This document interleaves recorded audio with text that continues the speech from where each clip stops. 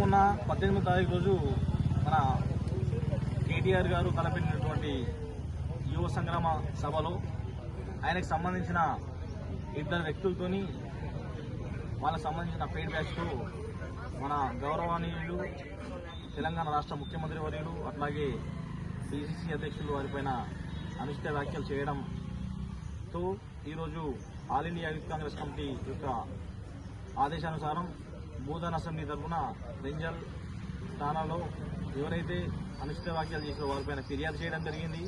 ముఖ్యంగా కేటీఆర్ గారు కానీ వాళ్ళ యొక్క బ్యాచ్ కానీ గుర్తుపెట్టుకోవాల్సిన విషయం ఏంటంటే ఎవరు కూడా బయట ఇబ్బంది పడతా ఉన్నారు, వాళ్ళ కోసం కాంగ్రెస్ పార్టీ పనిచేస్తూ ఉంది. అంతేగాని వాళ్ళతో ఏదో విద్వేషాలు రెచ్చగొట్టి మాట్లాడించినంత మాత్రాన కాంగ్రెస్ పార్టీ ప్రజల గుండెల నుంచి పోదని చెప్పేసి గమనించాలి. మాకు కూడా వల్గర్గా మాట్లాడడం వచ్చు. మేము కూడా చదువుకున్న వాళ్ళమే. తెలంగాణ ఉద్యమంలో పనిచేసి నిరుద్యోగులుగా మిగిలిపోయి కాంగ్రెస్ పార్టీ కోసం పనిచేస్తేనే ఒక ప్లాట్ఫామ్ పైన పనిచేసి పేద వర్గాలకు మనం ఏదో ఒక రకంగా ఉపయోగపడతాం అనుకున్న వాళ్ళందరం కూడా కాంగ్రెస్ పార్టీ ప్లాట్ఫామ్ పైన ఈరోజు పనిచేస్తూ ఉన్నాం.